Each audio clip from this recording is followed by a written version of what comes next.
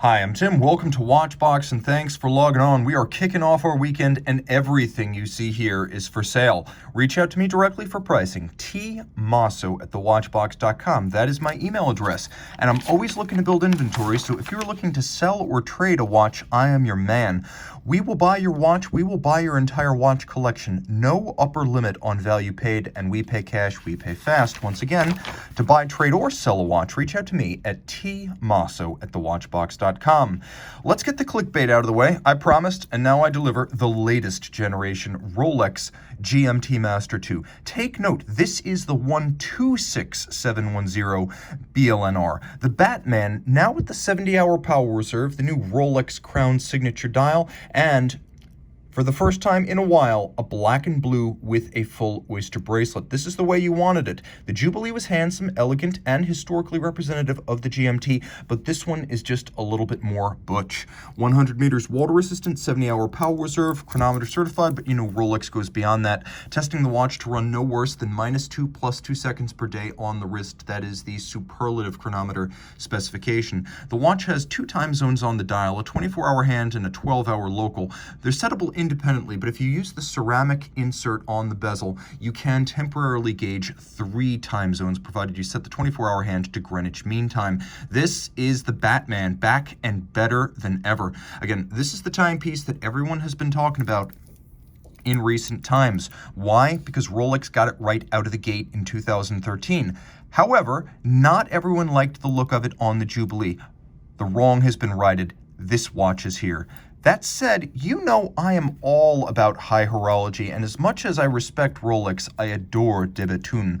The company from Lauberson, Switzerland, under genius watchmaker Denis Flageolet, has built fewer than 3,000 watches since its inception in 2002, with about 150 watches made per year now. Exclusivity is assured, as is innovation. This model, launched in 2008, is the DB26. It was historically important for de Bethune because it marked the beginning of their floating variable geometry lugs. Now, this watch is 44.4 millimeters, but it's only 12.9 millimeters thick, so don't be deceived. It's a very slender and slim, shapely watch on the wrist. It is a perpetual calendar. It does have sapphire hands, so you can see the calendar registers underneath those hands. Fired blue titanium cabochon acting as the hour indices, and then we have a perpetual calendar system with a spherical moon phase. The moon is a sphere, 1/2 blued steel, 1/2 white palladium. It has an adjustment interval of over 1,000 years.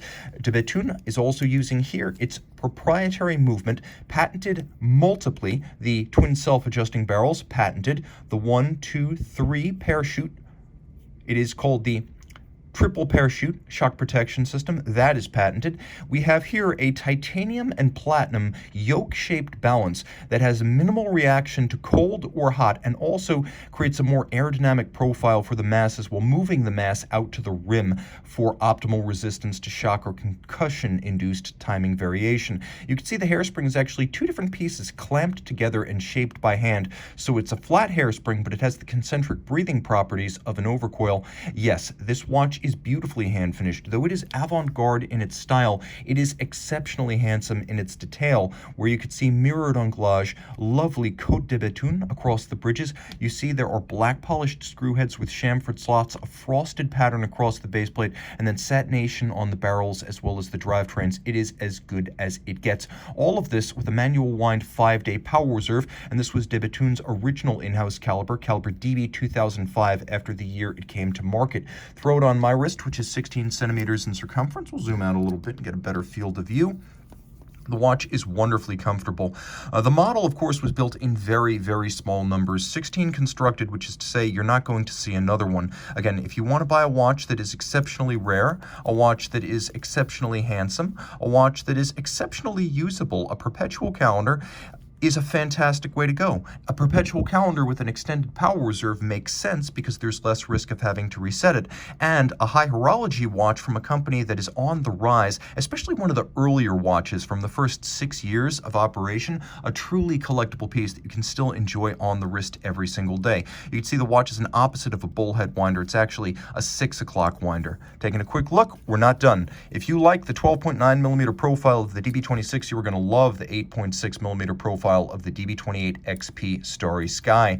That's as I measure it. The watch is 43 millimeters in diameter. It too has the variable geometry lugs from about 50.5 millimeters at their narrowest to 54.5 at their broadest. You can see that de Bethune executes a micro-light engraving on the flank of the case, and that it actually waxes and wanes in thickness as you move around the case profile. There is a bullhead winder here. It is a screw down, and being grade 5 titanium, it's lighter than steel. It's also more shock, or I should say impact and scratch tolerant than steel. It is a impact-tolerant watch for a high horology, but the specific advantage of the grade 5 is that it is very scratch-resistant compared to steel. The watch has a microlight engraving on its dial, too. You can see it on the case, you can see it on the dial. It is the reductive engraving that de Bethune uses instead of a more classical guilloche. You're not going to get a Cartier-style rosette pattern on a de Bethune watch, but you will get this lovely concentric microlight pattern in fired blue titanium. So the firing creates a blue aesthetic, which is unusual because if you've seen oxidized titanium, you know that it's white. This process for turning it blue is patented by Denis Flageolet. As you can see, the bridge for the balance is black polished. We have once again a proprietary balance wheel here, annular or fully circular, with white gold masses outboard. It is blued titanium. You can see the same hairspring, and here we add a silicon escape wheel to improve power reserve. Manual wind here, 2 barrels, self-adjusting, a 6-day power reserve in this case. Rose gold hands, beautifully hand executed, and a rare Arabic numeral dial for de Bethune. The timepiece wears beautifully, slim, slight, light, wears well on any wrist, and I can even see it as a viable unisex option because it does wear so light and easily slides underneath a dress cuff. This watch came out in 2020 for the 10th year of the DB28 line, and the watch, of course, in its original form back in 2011 won the GPHG Aiguille d'Or, or the grand prize at the Oscars of watchmaking. Let's talk about some watches with remarkable looms, starting with one that is truly exceptional. Have you seen one of these? Well, it's only been out since 2020, celebrating 70 years of the name Luminor, 70 years since Panerai registered the Luminor trademark for a luminescent material that did not employ radium. Here we have the PAM 117, 70 years of Luminor. This is the Panerai Luminor. As you can see, PAM 117 in the 1950 case. The 117 in the 1950 case is a 3-day automatic with a frosted titanium finish, and it's surprisingly slim at 14.3 millimeters for a Panerai. A lovely sunburst metallic dial, and it is a blue sandwich dial whereby they take a stencil with the numerals and the indices and they stick it on top of fully loomed disc. This watch, of course, has more, much more, as there's inset loom on the crown guard structure around the periphery of the bezel. The watch, of course, features a, you ready for this? 70-year warranty. This limited edition of 270 pieces celebrating 70 years of Luminor with a warranty like nothing else in the industry. This watch, by all rights, should never need any attention. 300 meters water resistant, 3-day power reserve, exceptionally accurate, and built tough internally. It is a sports watch through and through. Throwing it on my wrist, 16 centimeters in circumference. You can see it as a lovely piece, and it wears easily. I could recommend it for a wrist as small as 15 centimeters circumference. Being titanium, it is very, very light indeed. And thanks to the solid case back, it's thinner than a standard Luminor 1950 would be in the 44 millimeter case size, which this is. A really cool piece with that iconic locking crown guard that gives you all aspect protection from impact, and then it's hard to accidentally jump in the water with that crown unlocked. Unlike a conventional screw down crown, this is hard to miss. Plus, it's easy to raise the lever or lock the lever when your hands are wet, sweaty, or gloved, so it makes more sense as a sports watch. Okay, taking a quick look at the strap, you can see it's got components of textile as well as leather and Velcro, easily adjusted, a perfect companion for a no-holds-barred sporting timepiece. The strap, of course, is made in Italy. The watch is made in Neuchâtel, Switzerland. It is a Swiss-Italian hybrid. As exciting today as when this case shape first arrived as the reference 6152 back in the 1950s. Okay, I promised you loom. Let's check out our next contestant. This one's going to be easy to guess. But did you guess the specific model? By the way, note how the luminescent bezel pearl and the minute hand are the same color to make it easier to read the time against the bezel in the dark. I think you know. But did you guess it was the Omega Seamaster Diver 300 meter James Bond edition? This one came out as a collaboration with the studio producing No Time to Die, which of course was delayed due to COVID, so the watch actually came out significantly in advance of the film. So this was a 2020 model with a bunch of refinements designed to evoke the 007 film series, but also Omega's relationship with the British Ministry of Defense during the 1960s. Taking a quick look at the watch, it's got a lot of desirable elements, being 42 millimeters in titanium, entirely satin finished, no high polish to resist glare.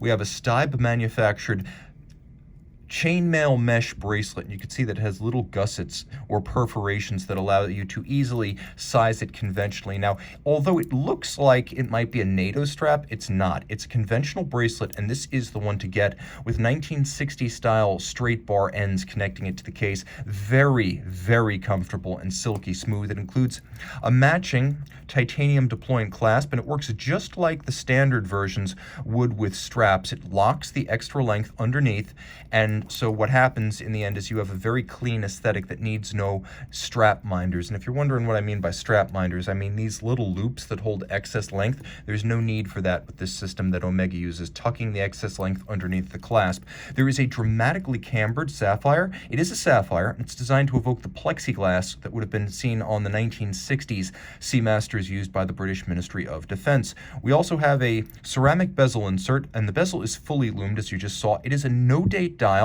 with the tri-spoke of the Ministry of Defense. It is a matte tobacco, and it has understated features, including a simulated patina lume, a muted printing, so there's a more of a off-white printing to the dial, and you can see that the hands have been satinated with a little bit of a gray PVD, so they look understated and a little bit aged. Flip it all over and you can see some elements that reference the actual Ministry of Defense Omega Seamasters, but then there's also some references to James Bond, 1962, the year Dr. No came out, of course 007, his serial number, and inside the case you have a Omega 8806, and it is a 55-hour power reserve master chronometer, anti-magnetic, automatic, 300 meters water resistant. I know 300 meters and 1,000 feet are not the same thing. Press the I believe button. It is a wonderfully comfortable watch to wear, and I should mention it's 13.3 millimeters thick with the solid case back, whereas the standard version of this watch with the display case back is 13.7. So this one is actually a little bit thinner than the standard Diver 300 meter. It is a really good looking watch, and as you saw in the lume shot, you don't lose any luminous brightness to the patina coloration of the lume that's used on this watch. Let's stick with our divers, and let's talk about two very different ends of the horological spectrum, starting with Aorus. This watch right here is probably the best new sports watch of 2021, and I'm not exaggerating. This is the 41.5 millimeter stainless steel Aorus Aqua State Caliber 400. So, like the previous 43.5, it's powered by the in-house Caliber 400, which has a 5-day power reserve and a 10-year warranty with 10-year service intervals. Unlike the 43.5, this is directly comparable to something from the likes of Rolex, where you're going to be looking at the new sub, almost identical in size. This is easier to wear, higher in spec, better in terms of warranty and service interval, and with a 5-day power reserve, we're talking something that can rival the Blancpain 50 Fathoms in Reserve de Marche. On my wrist, 16 centimeters in circumference, you'd see it's compact and easy to wear. It's just over 13 millimeters thick, so it is a fairly slender thing. It's 48 millimeters from lug to lug across the wrist, all steel construction. The bezel has a very dark green ceramic insert. It is ceramic. You can see that the strap is a handsome piece that's actually vanilla scented, which I find incredibly becoming. It uses a quick release system. In spite of the fact that this is a sub $3,500 watch, it comes with a standard quick release strap, and you can actually get other accessory straps from Aorus, plus a bracelet if you wish to switch it up and change the look of your watch. Caliber 400 is a good looking movement. A lot of thoughtful refinements here, starting with the twin mainspring barrels. They could have gotten 5 days out of one barrel, but the watch would have kept time poorly. 2 barrels is the way to go, because that allows you to have a more even torque release, so it doesn't run too fast when fully wound, and it doesn't run super slow as it discharges. You can also see that it's a nice media blasted surfacing on the base plate as well as the bridges, with satination on the rotor. The watch uses Etikron for primary adjustment of timing and beat error, and then there's a lovely little rack and pinion for super fine adjustments of less than 5 seconds per 24 hours. Look carefully, and you can see an unlubricated anti-magnetic silicone escapement, so there is a lot to love about this movement. Technically, it is very impressive, and it doesn't use a low beat rate to get that long power reserve. It is a 28.8 beat rate, so no gimmicks are played to get that 120 20-hour power reserve. It also has stop seconds and a quick set date, so everything you would expect of a Rolex or Blancpain product is present in this roughly $3,300 watch. I should also mention that it features a Moser-like fumé fade on its dial from bright green to almost black at the edge, with applique indices rather than the printed features you might expect in a watch of this price. Let's do a lume shot. I think every diver on the show deserves a lume shot. Here's the Aorus. Heck, it even has a blue lume tone like a Rolex at night. Aorus, you're knocking me out. All right, let's see if you can guess the next one. Guys, you should at least recognize the font used for the numerals. Did you guess? Let's see. By the way, note that there is a third large luminous index on this dial. What could that mean?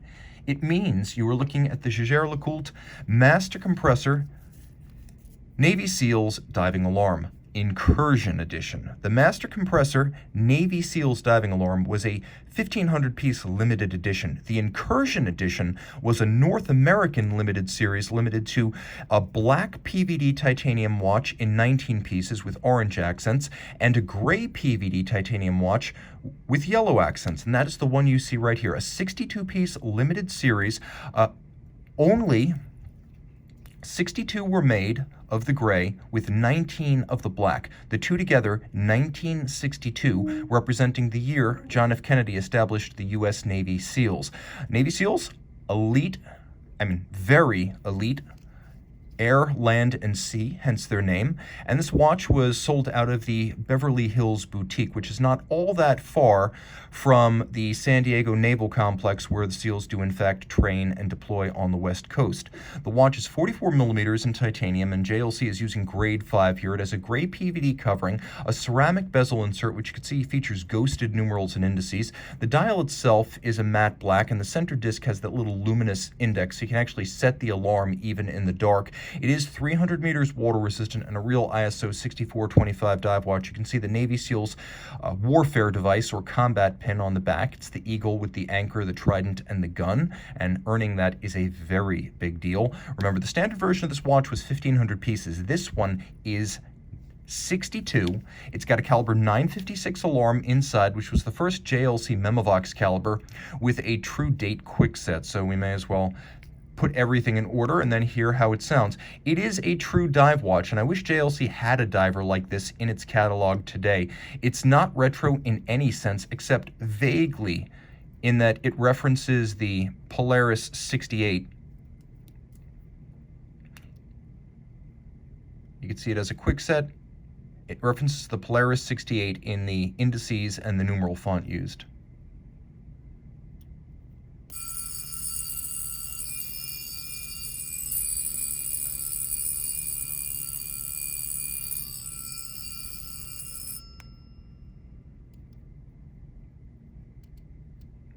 It is a very rugged watch with a free-sprung architecture, automatic winding, a 45-hour power reserve, and a special hanging gong. So rather than simply beating against the flank of the case, it has a hanging alarm that allows it to be loud enough to wake you up. And you can see the dial printing is very discreet as it's ghosted underneath the sapphire. I'll do my best to throw this one on the wrist. It has a substantial strap that hasn't been broken in at all. But you can see it's actually a decent fit. I would recommend it for a wrist as small as 15 centimeters circumference. It is very comfortable. It's thinner than you might expect, super light in a combination of sapphire and titanium, and it's a good looking watch, legible day or night, and an original. Again, not a vintage reedition of anything, but a modern classic in its own right with a super high-end double-stitched JLC double leather factory strap. Okay, Patek Nautilus, but not the one you're used to seeing. This is the 5711R, and we'll get a little bit closer to the case back, but you can see that the watch features the traditional Poinçon de Genève movement, and, oops, flip that over. Born on a leather strap with a rose gold case and a gradient gray dial, 8.6 millimeters thick, 40 millimeters in diameter. It does have a very different look. Now, Patek sells a rubber strap that looks just like the leather, so you can take advantage of the 120-meter water resistance. My favorite feature here is that unlike the rather cheap clamshell lock you get on the standard Nautilus with the bracelet, here you get a lovely double fold deployment with a twin trigger release and a handsome Nautilus logo externally.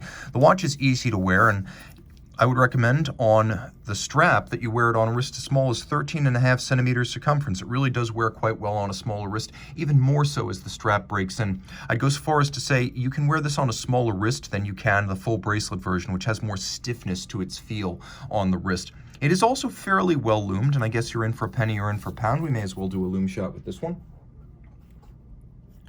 But it's quite easy to see at night. And again, on the rubber strap, it becomes a polyvalent modern sports watch that could also be your dress watch. And while there are a lot of steel 5711s kicking around, far less common to see one on a strap in rose gold. It's just a different aesthetic because the 5711's been around since 2006. It's not a rare watch objectively. Get it in rose gold and you have a watch that actually lives up to the billing of the model. In an era of hype, it's tough for the steel model to do that. The rose gold, however, exceeds expectations.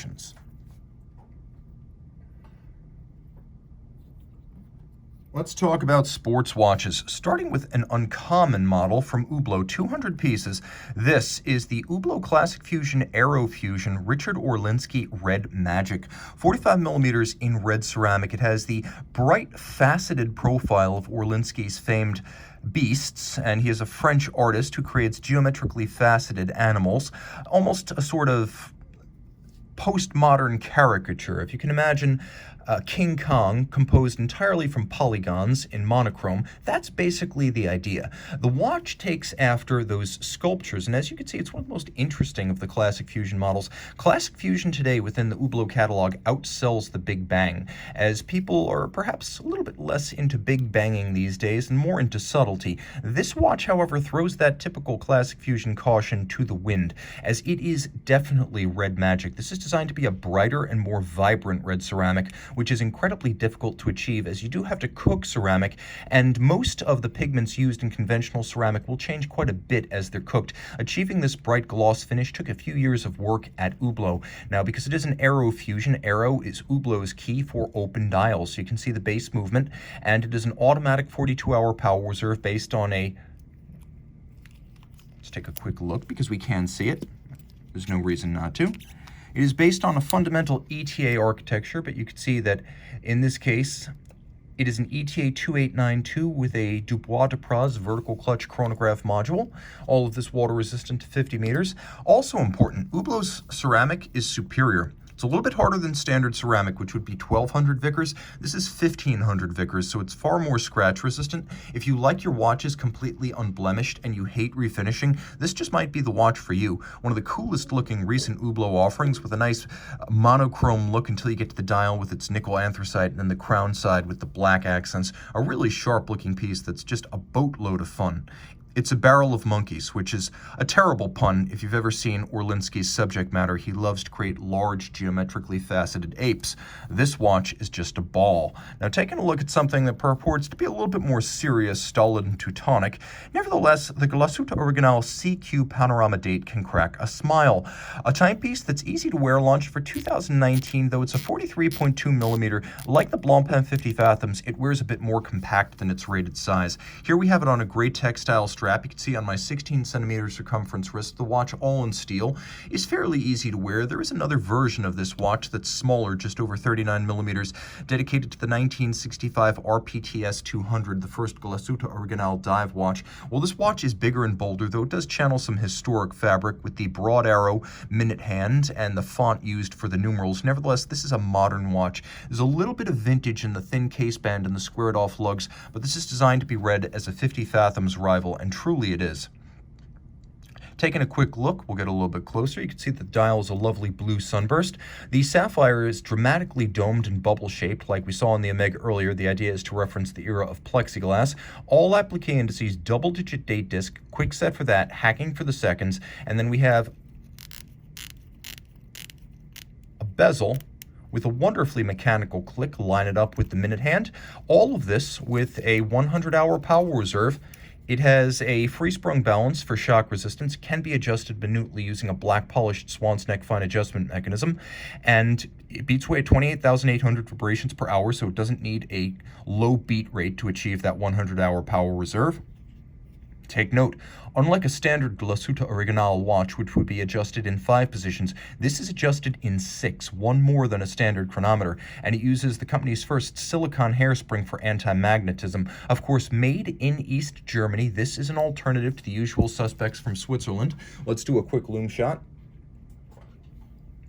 You can see it is a light and luminous blue watch with all 3 hands loomed by night. For some reason, all dive watches don't use loomed seconds hand. I'm not sure why, but Geo is doing it the right way. Uncommon for a watch on a textile strap, we have a full steel deployant clasp with trigger release, and it is a double folding steel deployant clasp, so you do have that security on the wrist against accidentally dropping the watch while donning or removing. And a vintage-inspired element, you have that narrow case band with a transitional bevel across its top and vertical rather than longitudinal satin finish with a crown guard profile around the crown.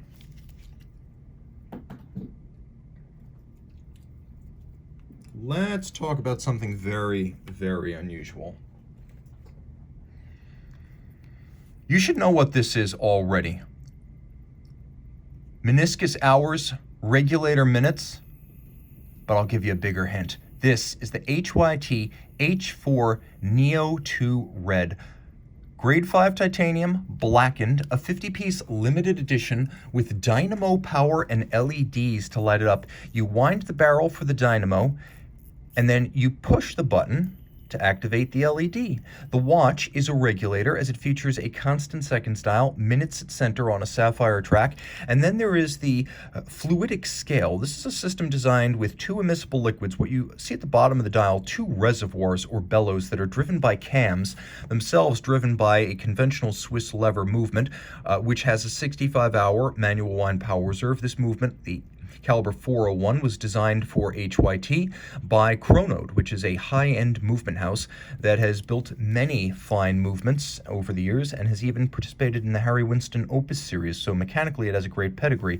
It's a regulator. Since we've broken up the minutes, the seconds, and the hours into separate displays, we actually have a power reserve indicator over here at approximately 230 on the dial. Now you can see as I adjust the time, the meniscus between the clear and the red liquid, it moves. So right now, for example, you were looking at 11 o'clock, now you were looking at 12 o'clock. And because we do have an incomplete circle about this dial, not only is it a regulator, but it is a retrograde. As we pass 5 o'clock and transition to 6, you can see there's a big numeral 6 on the black PVE titanium component at the base of the dial. The watch will retrograde all the way back to its starting point and then commence the next series of hours, so it will retrograde twice per day. This is the Neo2 Red, so it has red accents. The watch has a screw-down crown and a 50-meter water resistance, the combination of the two making it surface swimmable. It is big at 51 millimeters, so though it is titanium, it is very substantial. 18 millimeters thick, about 56 millimeters from lug to lug. This is not the H0 case, which is a lugless Hyt. This is the conventional H4, which means it's big. I recommend a wrist of at least 17 centimeters circumference to wear this watch. So if you like a big watch that's large and in charge, super boutique and unconventional, really unlike anything else, this is a great way to get into that kind of watch. And I know you're asking, well, what about Hyt? Isn't the company bankrupt? How do I get parts? How do I get service? I have it from C-suite level that Hyt is coming back very soon. In the meantime, its sister company, Pressiflex, which designed and fabricates the fluidic display systems, Pressiflex will be handling all parts and service requests for Hyt watches. And Pressiflex has copious business in other industries like medical devices, so there's no concern about them sticking around to take care of the watch. These watches are still very much serviceable with all parts available as needed. And again, Hyt is in reboot mode, but Pressiflex will handle anything you need on these watches until Hyt is back on its feet. So buy with confidence. Let's talk about something that represents outrageous value. And frankly, I just don't know how we can talk about value without talking about Cartier fine watchmaking. There was the collection Louis Cartier in the 80s and 90s.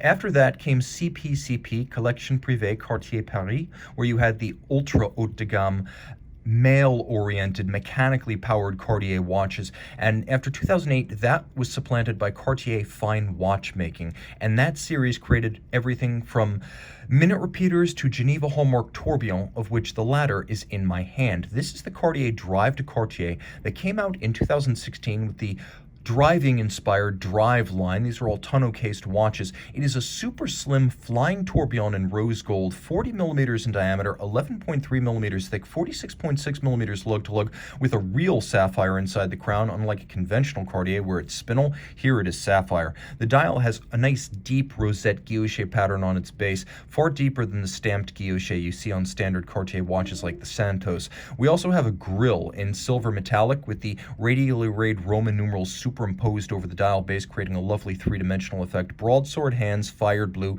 little Cartier secret signature up at 10 o'clock. And then we have the flying tourbillon. This is a flying tourbillon watch in precious metal with Geneva hallmark movement for under $50,000 from a truly great brand that will always be around to service the watch. You can see the Cartier C, and the entire carriage of the tourbillon is black polished.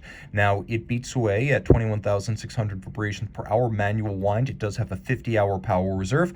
Flip it over, by the way, flying tourbillon, no upper bridge to block your view. Flip it over, and you can see the Cartier caliber 9452. You might be wondering, how did they get the Poinçon de Genève, or the Geneva hallmark, on a Cartier watch? Because Cartier's watchmaking is based out of La Chaux-de-Fonds. So since Geneva hallmark means the watch was built in the city or canton of Geneva, what happened here? Well, Richemont owns Cartier, but it also owns Roger Dubuis. And it was Roger Dubuis that was responsible for building and finishing these movements to get them the Geneva seal. You can see on the underside of the tourbillon structure, we have these horizontally opposed Cartier C logos, satination about the wheels, narrow horizontal bands of Côte de Genève, mirrored beveling. It is the real deal, not a machined bevel here, with a lovely extended swan's neck style click spring. Again, 50 meters water resistant, 30 meters water resistant, 50-hour power reserve. It is a very graceful piece. It features the 1909 patent Cartier folding clasp, which was the first ever folding clasp design. And the watch on the wrist would wear well on a wrist as small as 13.5 centimeters circumference. So you really need to think of this as a unisex option. A unisex option, or for those with tastes in tradition, those who want to slip their watch underneath the cuff, those who prefer perhaps a more discreet dress tourbillon. Well, this is that, but it's also a more accessible one. A Cartier flying tourbillon with hand-finished Geneva seal movement for under $50,000.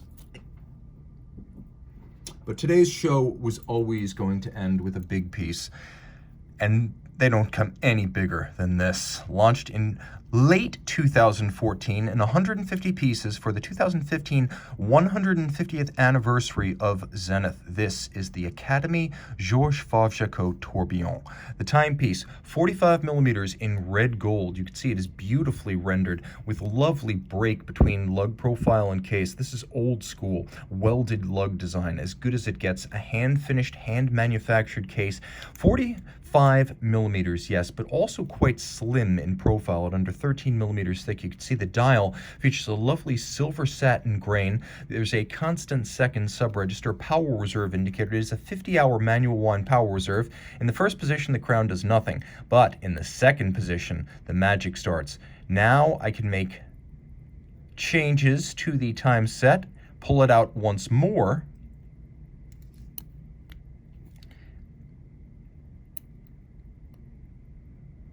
actually the middle detent, sorry, I overshot my mark. Pull it out to the middle detent, and you can activate the winding function for the fusee and chain. Now, the timepiece includes a chain of 575 pieces, and you can see how this works. The barrel pulls the chain off the fusee. The fusee is linked to the drivetrain that drives the escapement. So as the barrel runs down and it has less torque, it pulls a larger diameter of the fusee. So what happens is that constant force is transferred for the 50 hours of power reserve to the escapement. So it maintains constant amplitude throughout, meaning it can keep excellent time. This caliber 4810 is an El Primero beat rate, so it's still 36,000 vibrations per hour. It's not a chronograph, it's a fusee and chain. You can see silicon escapement technology was used to reduce the friction down at the escapement and improve chronometry.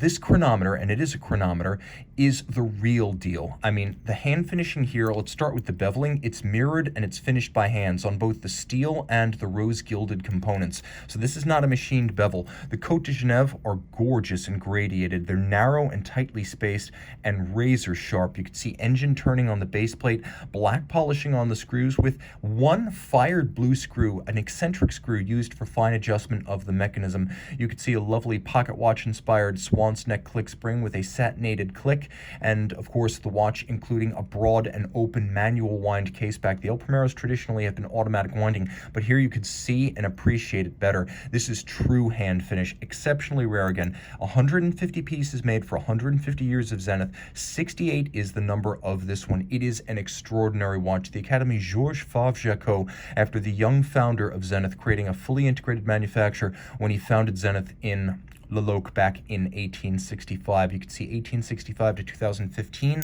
The strap is gorgeous and in modern Zenith fashion. Gator on the top, rubber on the back, so it will last longer. It has a wonderful double-step heartbeat, and of course, whenever you want to have a little bit of fun, pull out that crown and wind the fusee. It's mesmerizing to watch the chain transfer from the barrel to the fusee as you wind it up, and then watch it move in the opposite direction as it discharges. It also creates a wonderful three-dimensional effect on the dial as you could truly look down and into the fusee and chain mechanism with the entirety of the fusee black polished by hand. Also note that the bridges bearing the pivots, they're satinated on their top and mirror polished on their edges with a glorious anglage. Their pivots are polished to a mirror shine, and so is the cannon pinion beneath the fired blue Dauphine hands at center. Rose gold indices for the hours, literally as good as it gets. This is the pick of the litter on today's show. It does include a full deploying clasp. This watch lacks for nothing. Reach out to Tim Mosso at thewatchbox.com for purchase and pricing details.